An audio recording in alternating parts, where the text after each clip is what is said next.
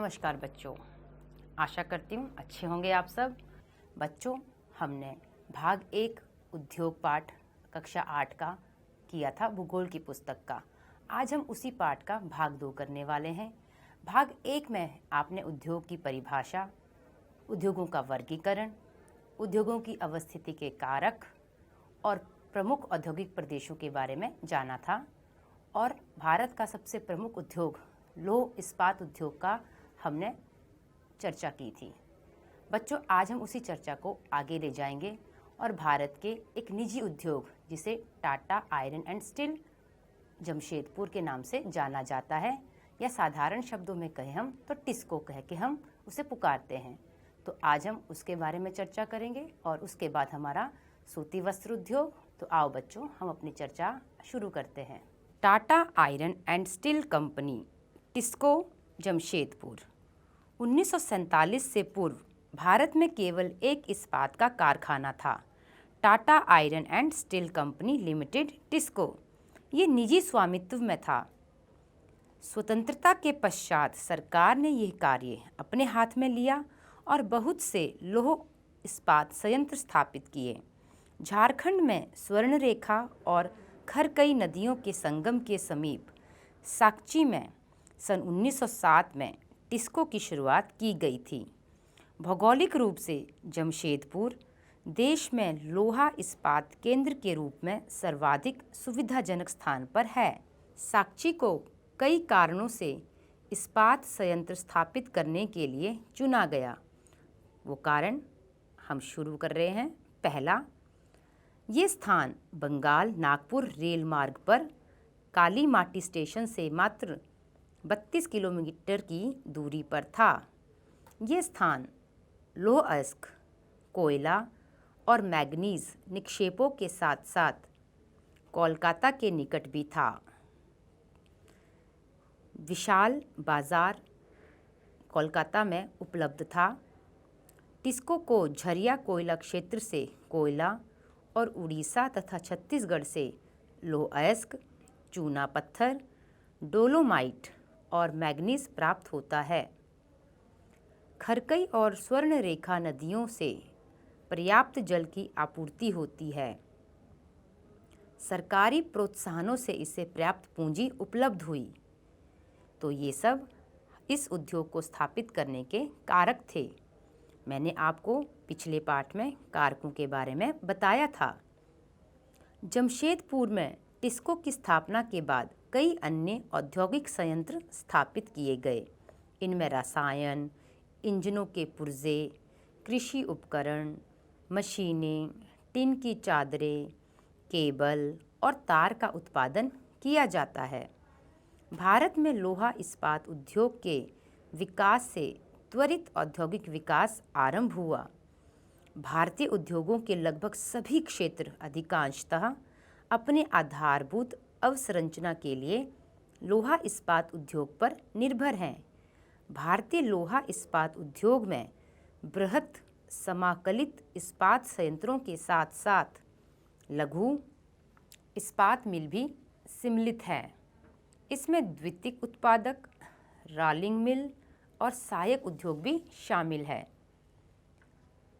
बच्चों, इस मानचित्र को देखो। यहाँ जमशेदपुर में लोहा इस्पात उद्योग की अवस्थिति को दर्शाया गया है। ये मानचित्र पैमाने पर नहीं है। इसमें आपको टाटा इस्पात कार्य टाटा नगर रेलवे स्टेशन दिख रहा है। आप देख सकते हो, बिल्कुल रेलवे स्टेशन के नज़दीक ही यह उद्योग स्थापित किया गया। यहाँ आपको दो नदियाँ भी दिख रही हैं बच्चों, स्वर्णरेखा नदी, खरकाई नदी। इन्हीं दोनों नदियों से इस उद्योग को जल प्राप्त होता है। आओ बच्चों, अब हम बात करते हैं पिट्सबर्ग की। ये संयुक्त राज्य अमेरिका का एक महत्वपूर्ण इस्पात नगर है। पिट्सबर्ग के इस्पात उद्योग को स्थानीय सुविधाएं उपलब्ध हैं। कच्चा माल जैसे कोयला पिट्सबर्ग में ही उपलब्ध है, जबकि लौह अयस्क मिनेसोटा की लोहे की खानों से प्राप्त होता है, जो पिट्सबर्ग से लगभग 1500 किलोमीटर दूर है। इन खानों और पिट्सबर्ग के बीच नौ परिवहन का सर्वोत्तम मार्ग ग्रेट लेक्स जलमार्ग आता है। क्या आप जानते हो बच्चों, ग्रेट लेक्स के नाम सुपीरियर, हयूरन, ओंटारियो, मिशिगन और ईरी है। इन पांचों झीलों में से सुपीरियर झील सबसे बड़ी है, जो अन्य की तुलना में उच्च ऊर्ध्व प्रवाह पर स्थित है। ये अयस्क के नौ परिवहन हेतु सस्ता मार्ग है। ग्रेट लेक से पिट्सबर्ग क्षेत्र तक लौह अयस्क रेलगाड़ियों से लाया जाता है। ओहियो, मोनोगहेला और एल्गनी नदियों से पर्याप्त जल प्राप्त होता है। आज पिट्सबर्ग में बहुत कम बड़े इस्पात मिल हैं। ये मिल पिट्सबर्ग के ऊपर मोनोगहेला और एल्गनी नदी की घाटियों में तथा पिट्सबर्ग के नीचे ओहियो नदी के सहारे स्थित हैं। परिष्कृत इस्पात स्थल और जल दोनों मार्गों द्वारा बाजार में भेजा जाता है। पिट्सबर्ग क्षेत्र में इस्पात मिलों के अतिरिक्त कई अन्य कारखाने हैं। ये रेल पटरी उपकरण और भारी मशीनों के उत्पादन में इस्पात का प्रयोग कच्चे माल के रूप में करते हैं।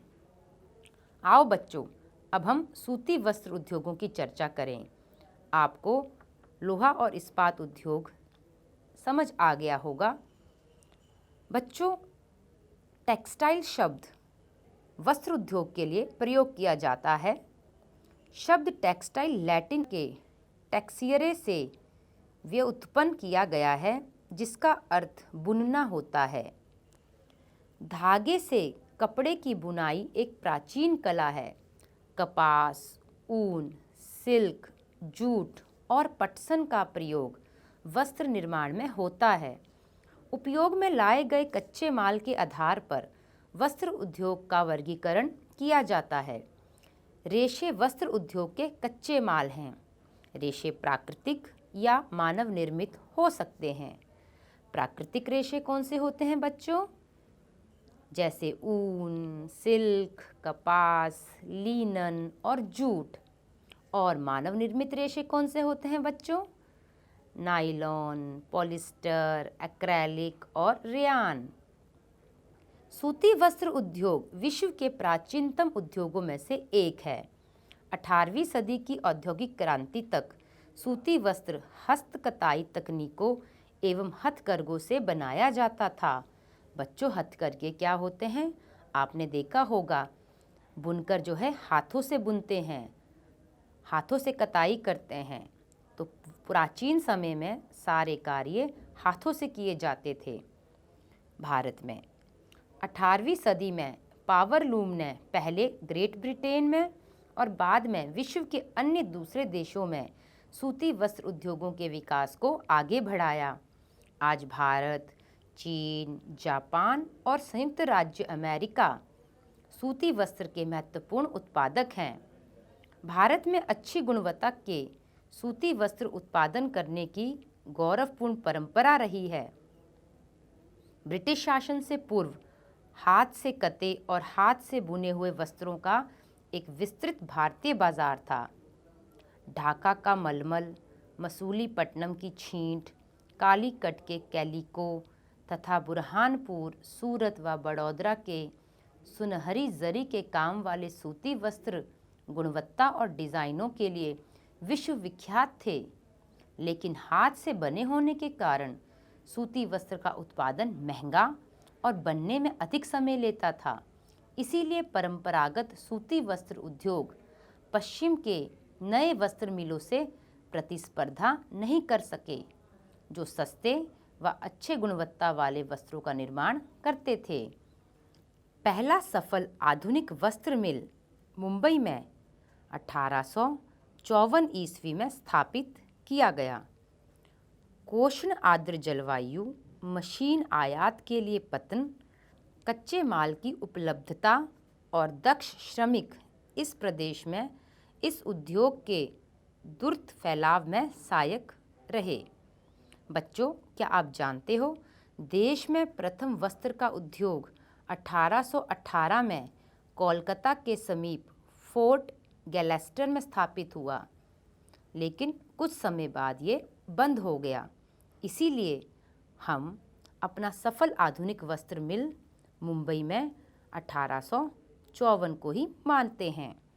प्रारंभ में ये उद्योग महाराष्ट्र और गुजरात राज्य में अनुकूल आर्द्र जलवायु के कारण पनपा, लेकिन वर्तमान में आर्द्रता कृत्रिम रूप से उत्पन्न की जा सकती है और कच्ची कपास शुद्ध होती है एवं वस्त्र उत्पादन प्रक्रिया में इसका वजन कम नहीं होता।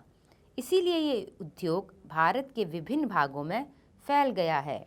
कोयंबटूर, कानपुर, चेन्नई, अहमदाबाद, मुंबई, कोलकाता, लुधियाना, पुडुचेरी और पानीपत कुछ अन्य महत्वपूर्ण केंद्र हैं।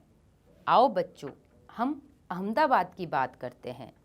अहमदाबाद गुजरात में साबरमती नदी के तट पर स्थित है। 1859 में यहाँ पहली सूती मिल स्थापित हुई थी। ये यथाशीघ्र ही मुंबई के बाद भारत का दूसरा सबसे बड़ा वस्त्र निर्माता नगर बन गया। अहमदाबाद को प्रायः भारत का मैनचेस्टर कहा जाता है।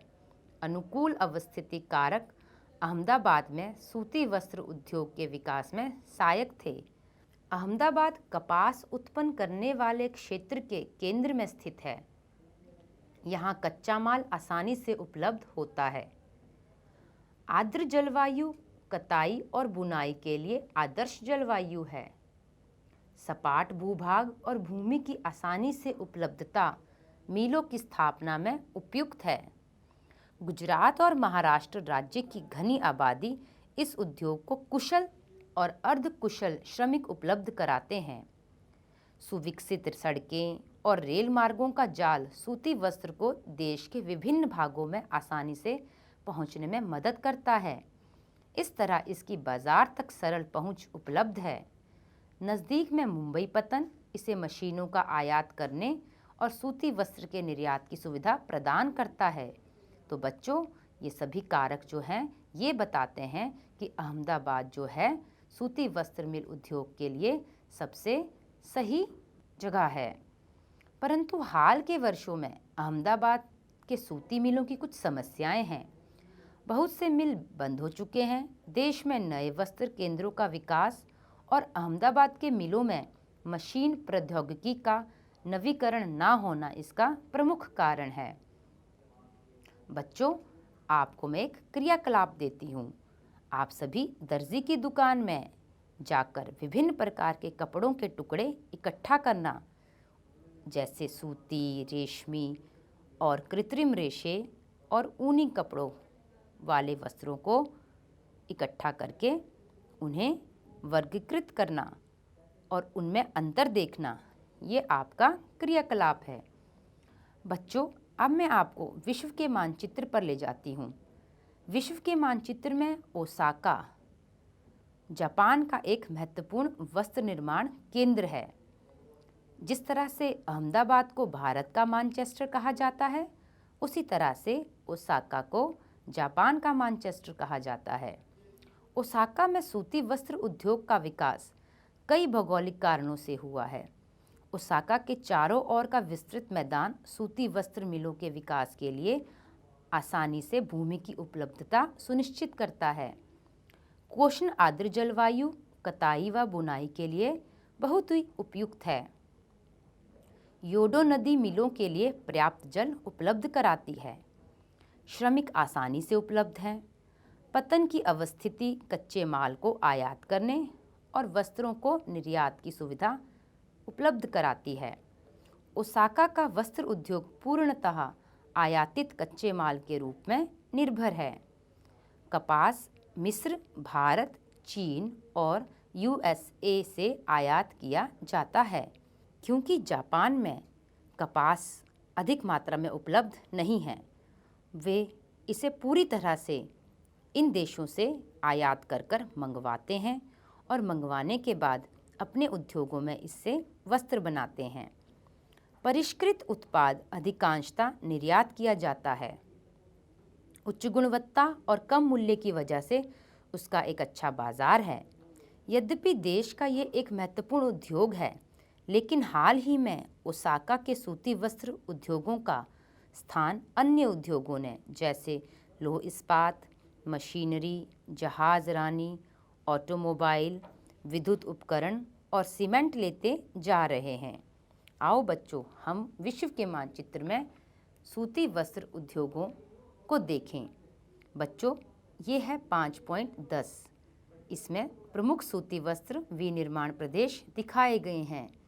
आप यहाँ पर देख सकते हैं, जहाँ जहाँ आपको कपास के फूल नज़र आ रहे हैं, वो क्षेत्र सूती वस्त्र विनिर्माण के प्रमुख प्रदेश हैं। जैसे हमारे भारत में आप देख सकते हो, गुजरात, महाराष्ट्र, मध्य भारत व दक्षिण भारत में आपको ये दिख रहे हैं।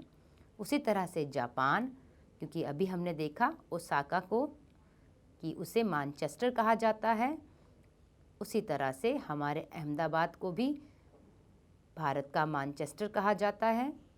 तो बच्चों, यहाँ पर आपको उत्तर अमेरिका, दक्षिण अमेरिका के आसपास, यूरोप और एशिया में इस तरह के फूल दिख रहे हैं और अफ्रीका में भी बिल्कुल नीचे की तरफ आप देख सकते हैं।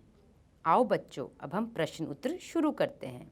तो बच्चों बताओ, निम्न में से कौन सा शहर जापान का मैनचेस्टर के नाम से जाना जाता है?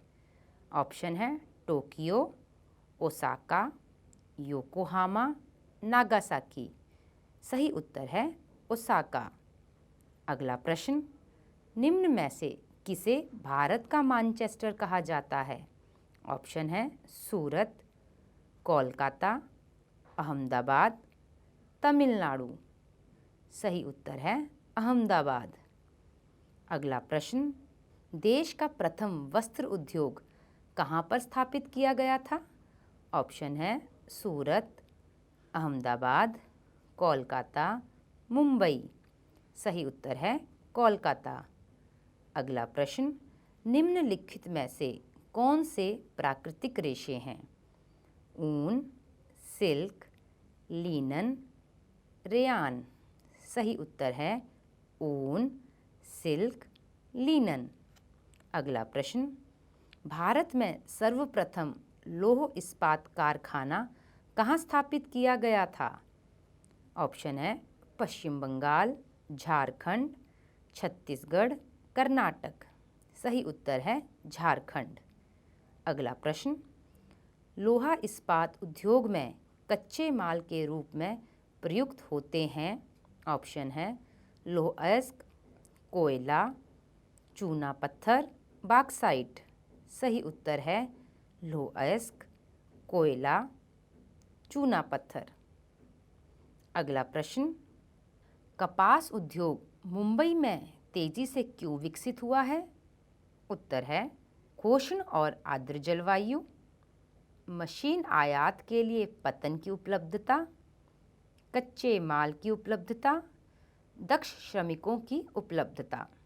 बच्चों, अगला प्रश्न, अहमदाबाद को भारत का मैनचेस्टर क्यों कहा जाता है? उत्तर है कच्चे माल की उपलब्धता के कारण, सपाट भूभाग और भूमि की आसानी, तीसरा आर्द्र जलवायु, चौथा कुशल और अर्धकुशल श्रमिक, पांचवा सुविकसित सड़कें और रेल मार्ग का जाल, छठा बाजार की उपलब्धता और सातवां मुंबई पतन की नज़दीकी। अगला प्रश्न, Tata iron and steel company Jamshedpur में स्थापित करने के क्या कारण हैं? उत्तर है प्रथम बंगाल नागपुर रेल मार्ग की निकटता, दूसरा लौह अयस्क कोयला और मैग्नीज निक्षेपों की निकटता, तीसरा कोलकाता जैसे विशाल बाजार की उपलब्धता, चौथा खरकई और स्वर्णरेखा नदियों से पर्याप्त जल की आपूर्ति, पांचवा सरकारी प्रोत्साहन से पर्याप्त पूंजी। तो बच्चों, आपको ये पाठ समझ आ गया होगा।